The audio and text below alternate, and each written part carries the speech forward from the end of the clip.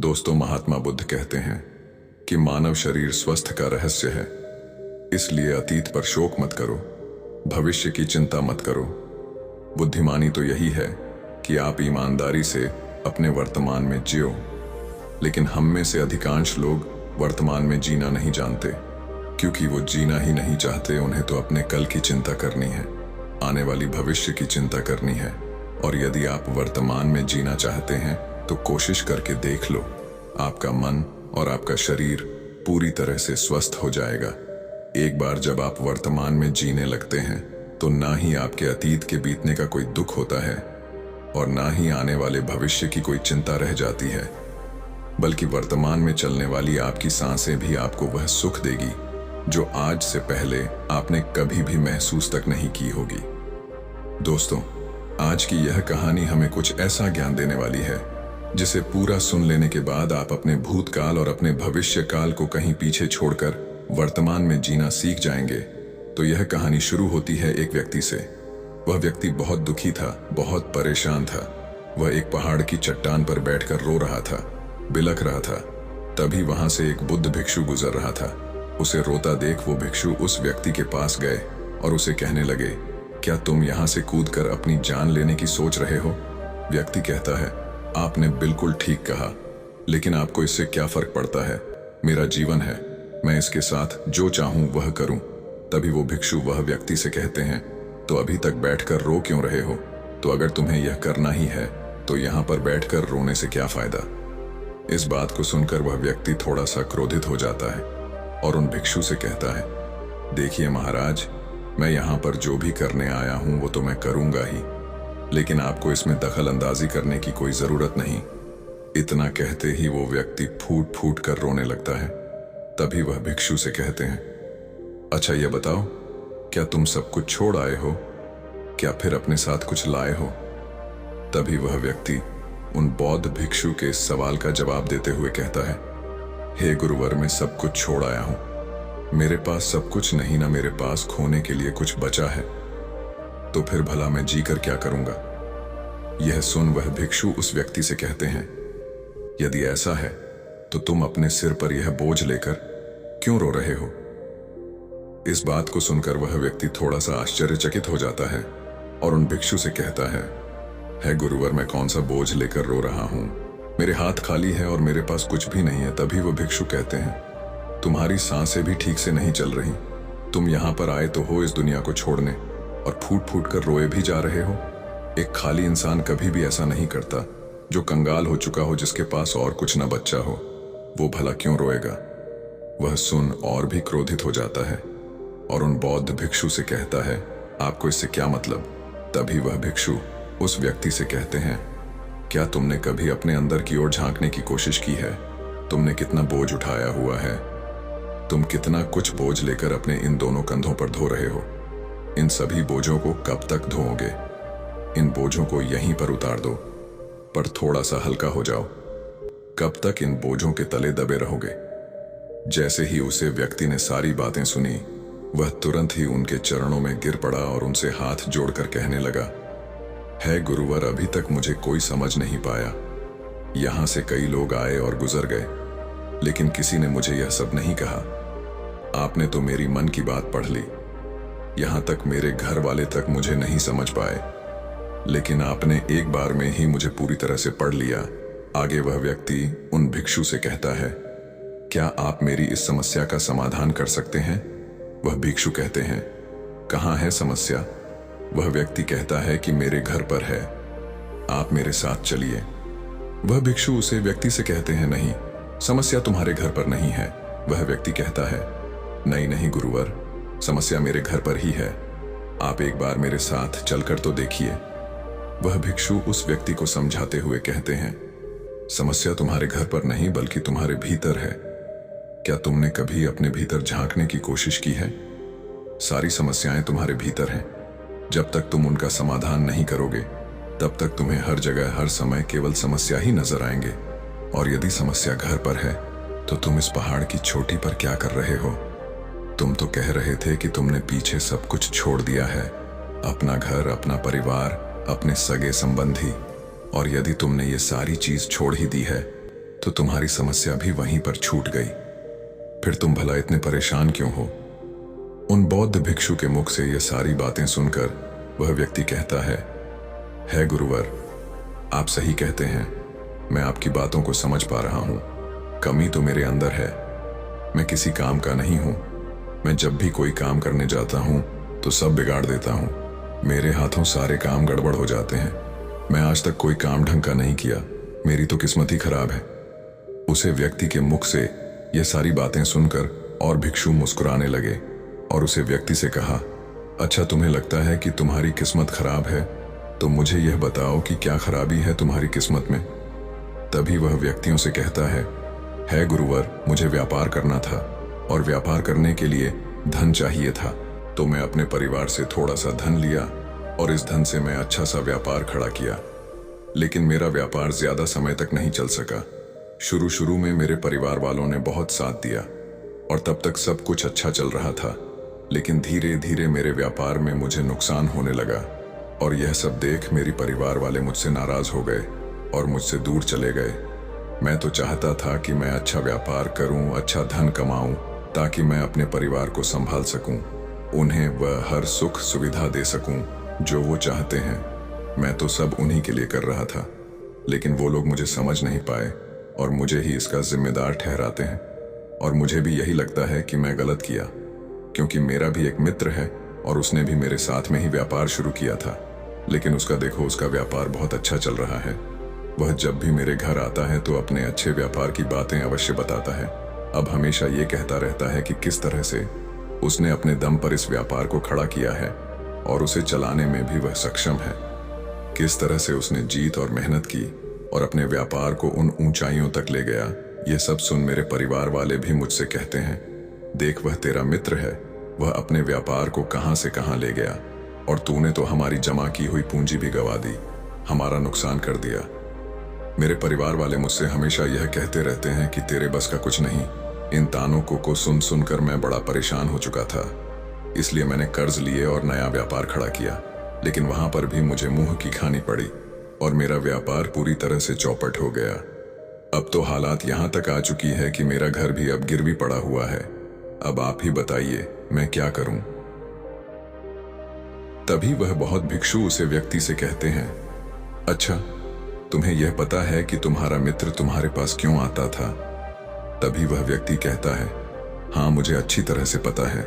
वह मुझे मेरे घर वालों के सामने नीचा दिखाने आता था, मेरी बुराई करने आता था। वह यह जताने आता था कि वह मुझे व्यापार में कहीं गुना अच्छा है, श्रेष्ठ है। वह चाहता है कि मैं उसकी सफलता देखकर दुखी रहूं, तड़पता रहूं और परेशान रहूं। तभी वह भिक्षु उस व्यक्ति से कहते हैं, क्या तुम उसकी व्यापार को देखकर सच में दुखी रहते थे? वह व्यक्ति कहता है, हाँ, इतना अच्छा उसने व्यापार खड़ा किया है और मेरा व्यापार चौपट हो गया, तो यह देखकर मुझे तो दुख होगा ही, मुझे तो जलन होगी ही।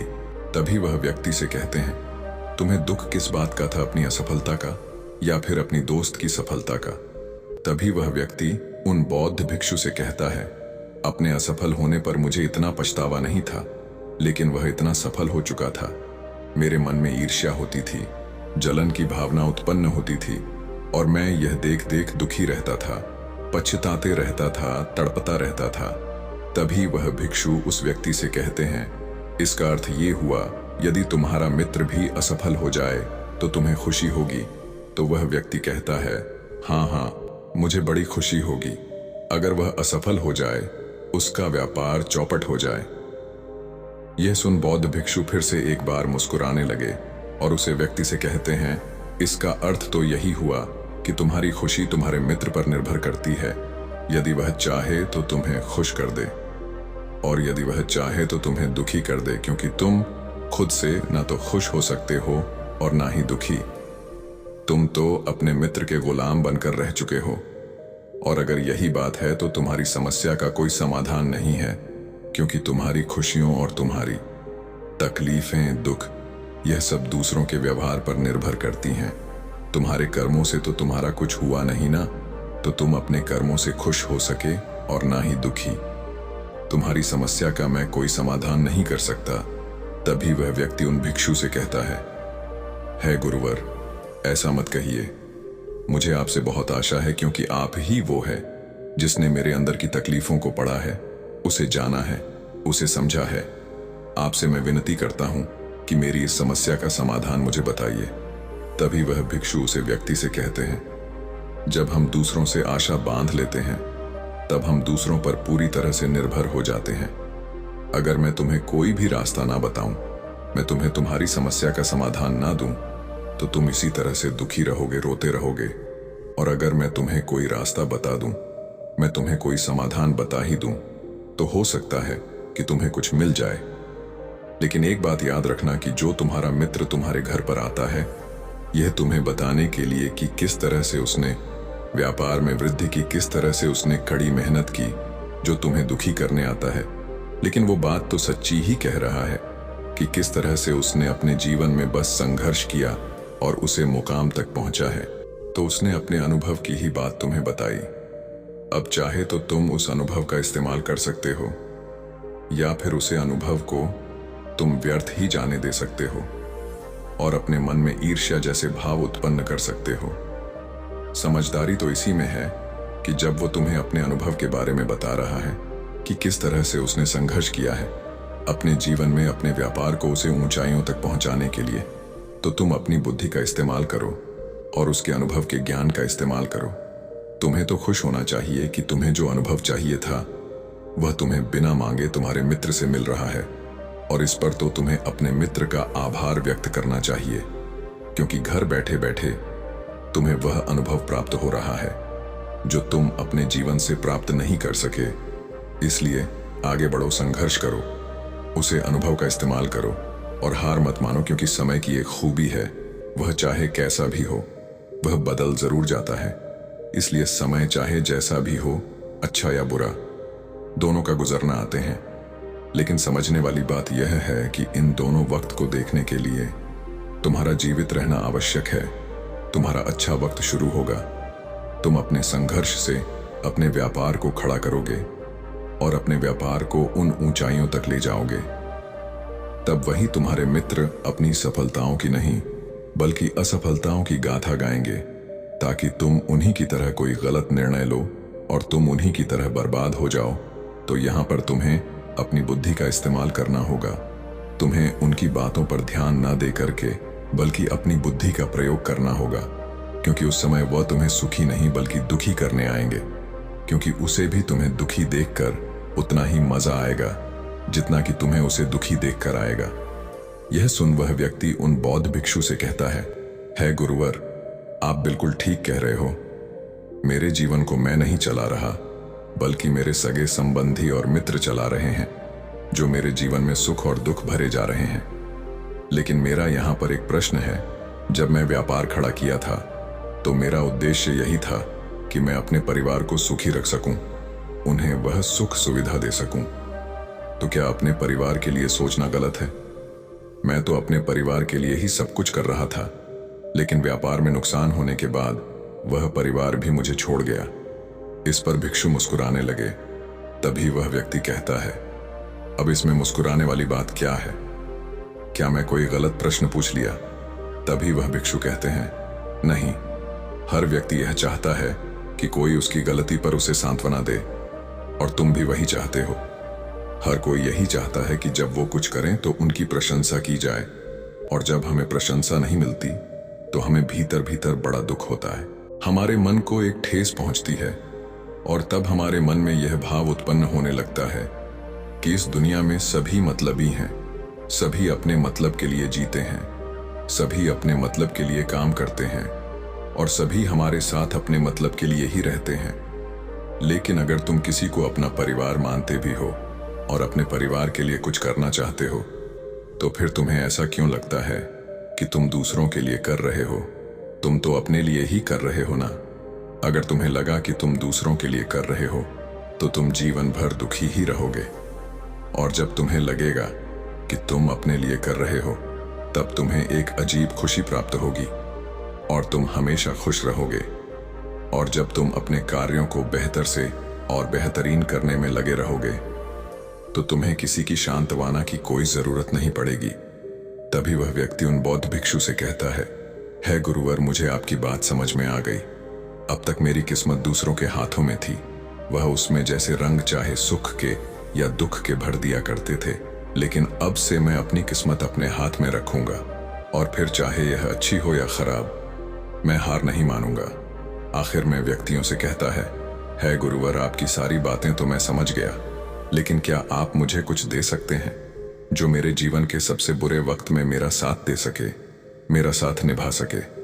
यह सुन वह भिक्षु उसे व्यक्ति को एक छोटा सा बक्सा देते हैं और कहते हैं, यह मेरे बहुत करीब है और इसे तुम्हें अपने बहुत करीब ही रखना होगा। इसमें एक ऐसा राज्य है जो तुम्हें बड़े से बड़े दुखों से बाहर निकल सकता है, बड़ी से बड़ी विपत्तियों से छुटकारा दिला सकता है। और इसे तुम सिर्फ तभी खोलना जब तुम्हें लगे कि अब कोई राह नहीं बची है, जब तुम्हें यह लगने लगे कि सब कुछ व्यर्थ है, मैंने जो बातें कही हैं वो भी व्यर्थ है, यह दुनिया भी व्यर्थ है, यहाँ रहना भी व्यर्थ है। इतना कहकर वह भिक्षु उस बक्से को उस व्यक्ति को थमा देते हैं और फिर वहां से चले जाते हैं। वह व्यक्ति उसे बक्से को लेकर वापस अपने घर आता है और फिर एक नया कारोबार शुरू करता है। अब की बार वो कारोबार में हार नहीं मानता और उसका कारोबार बहुत अच्छा चल पड़ता है। उसका कारोबार चलने के कारण अब उसका परिवार भी उसके साथ आ चुका था। उसके पास अब हर सुख सुविधा भी हो गई थी। अब वो ना तो भूतकाल का रोना रोता था और ना ही भविष्यकाल की चिंता करता था। वह तो केवल अपने वर्तमान को और ज्यादा बेहतर बनाने की कोशिश में लगा रहता था। लेकिन समय हमेशा बदलता रहता है। जिस तरह से बुरा समय हमेशा नहीं रहता, ठीक उसी प्रकार अच्छा समय भी हमेशा नहीं रहता। उसे व्यक्ति के जीवन में एक बार फिर से अच्छा समय समाप्त हो चुका था। वो इस राज्य में रहता था। उसे राज्य पर पड़ोसी राज्य ने चढ़ाई कर दी थी और पूरा राज्य तबाह कर दिया था। उसका व्यापार भी पूरी तरह से तबाह हो चुका था। परिवार के साथ दर दर की ठोकरें खाने लगा। उसे यहां से वहां भागना पड़ा, यहां तक कि उसके पास खाने पीने के लिए भी पैसे नहीं बचे थे। भूख से उसकी माता पिता ने दम तोड़ दिया और वह अपनी पत्नी और छोटे भाई के दोनों बच्चों को लेकर इधर उधर भटकता रहा। वह दोनों बच्चे बीमार पड़ चुके थे और उसके पास उनके इलाज के लिए भी पैसे नहीं थे। तब उसे एहसास होने लगा कि यह सब व्यर्थ है। उसका यह जीवन जीना भी व्यर्थ है, यह पूरा संसार व्यर्थ है, और जो कुछ भी बातें उन भिक्षु ने मुझसे कही थी वो सभी बातें भी व्यर्थ हैं। आज मेरे पास कुछ नहीं बचा, आज मेरे पास जीने का कोई मकसद नहीं बचा। उन भिक्षु ने जो कुछ भी कहा था उन सब बातों का आज कोई मतलब नहीं रह गया। अंततः जीवन को तो समाप्त होना ही है, तो फिर जीवित रहकर भाग दौड़ कर अपने जीवन में वह ऊंचाइयां हासिल करना, सफलता हासिल करना, यह सब किस काम का? मेरा जीना भी अब मुझे व्यर्थ ही लग रहा है। अगर मैंने उसी समय हिम्मत करके इस जीवन को, अपने शरीर को त्याग दिया होता तो शायद आज मुझे ये सब नहीं देखना पड़ता। वह पूरी तरह से निराश हो चुका था, अंदर से पूरी तरह से टूट चुका था। वह यह सब सोच रहा था कि तभी उसकी नजर उसे बक्से पर पड़ी जो उसे उन बौद्ध भिक्षु ने दिया था। उसे बक्से में एक पर्ची थी जिस पर यह लिखा था कि आपकी नई जिंदगी की शुरुआत कहीं से भी हो सकती है। आपके पास सोने का सिक्का हो ना हो, लेकिन आपके पास वो हिम्मत तो है, तो कुछ ना कुछ अवश्य ही कर लेंगे। उसे पर्ची को पढ़ने के बाद उस व्यक्ति के मन में एक बार आशा, फिर से वह लहर उठी और उसने फिर से वह अपने जीवन में फिर से उन ऊंचाइयों को हासिल कर सके। धन्यवाद।